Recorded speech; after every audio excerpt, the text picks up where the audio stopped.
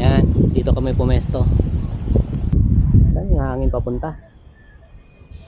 Papunta dito yung hangin. Bihira. Try natin magpasok.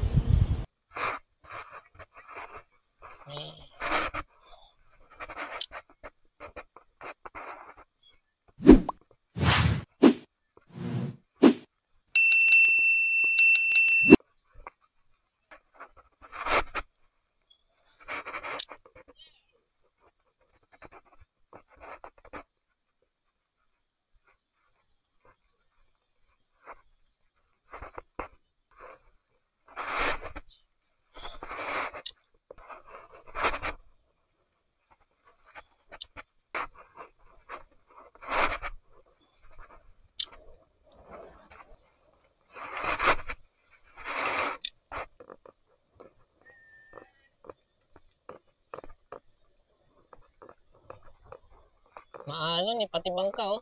Walang nakasakay. Tumatakbo yun. Yan yung bangka oh. Mas yata nakasakay eh.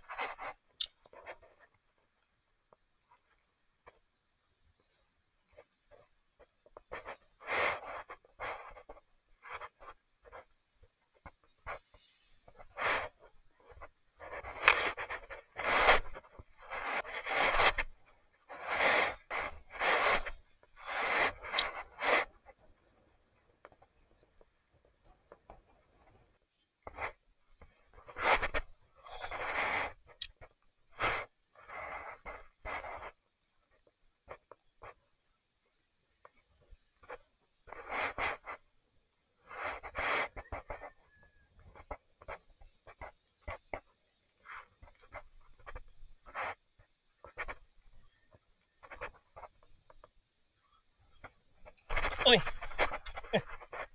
Isda na pala yun? Ano yun? Isda na pala yun? Wala. Kaya nga, akala ko sabit lang eh. Ano yun?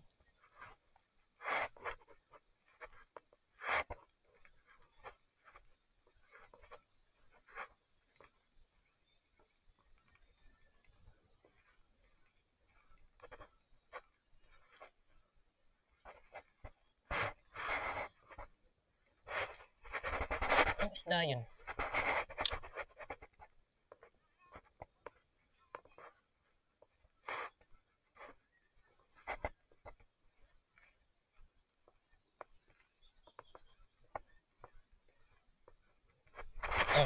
Yan. Fish on. Okay. Fish on.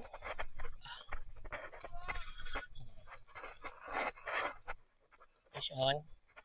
Plapla. Snag. Snag. Ganun pa rin na snag. Wala na.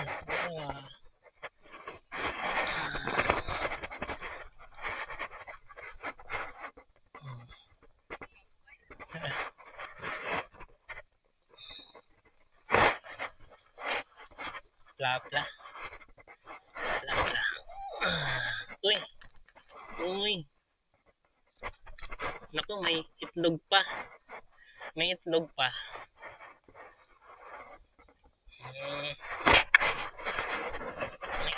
siya. Souvenir. Plapla. Nasnag.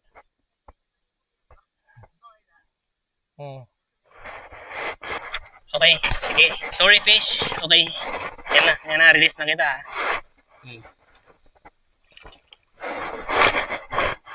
So, yun nga kapita, after 2 hours ay nakahuli tayo ng plapla. Malaki na. Siguro mga 1 kilo. Pero nirelease ko na lang din, catch and release, kasi ano pa nakita ko meron siyang ano ano, ito pala meron siyang mga itlog yan. Binuga niya yung itlog. So nirelease ko muna para dumami sila dito. Pero ang bala ko talaga humihin tuman. So tanghali kasi medyo wala pa yata tuman pag tanghali, tutulog pa yata sila tanghali. Hindi sila active pag ganitong maalon saka maaraw. Pero try pa rin mag-cast mamaya, baka makahuli ulit.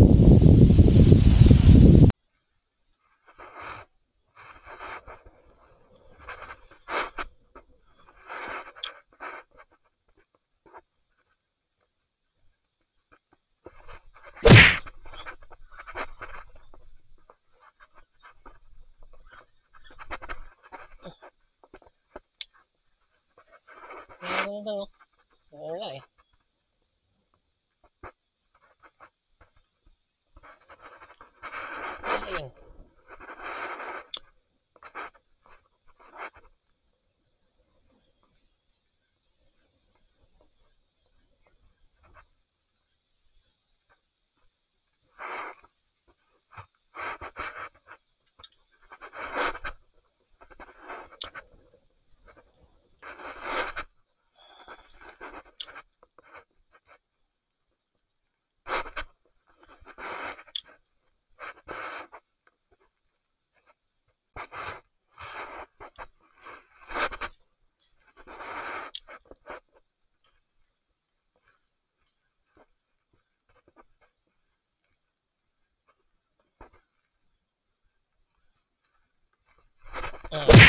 Fish on.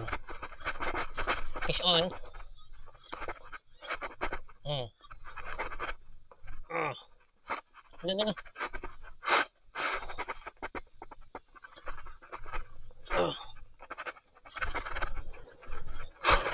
Fish on. Siya pa rin.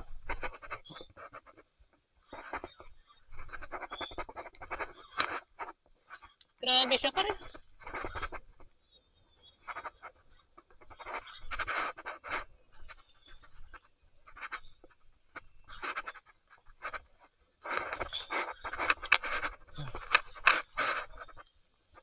Hindi, mas malaki. Mas malaki. Hindi. Siya pa rin ba ito?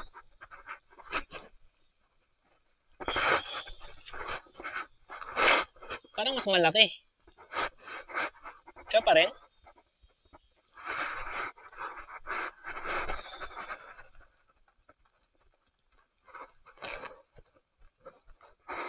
Hindi.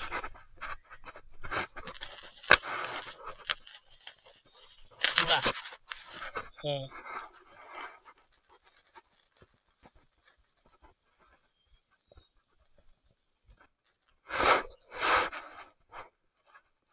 Dapat pala sinukat natin.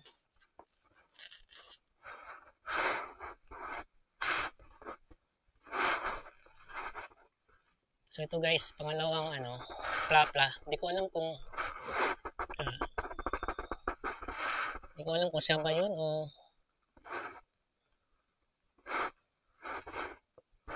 pero mas malaki. Release ka na ulit Hindi ko alam kung ikaw yun o yung asawa mo, pero release na kita. Okay?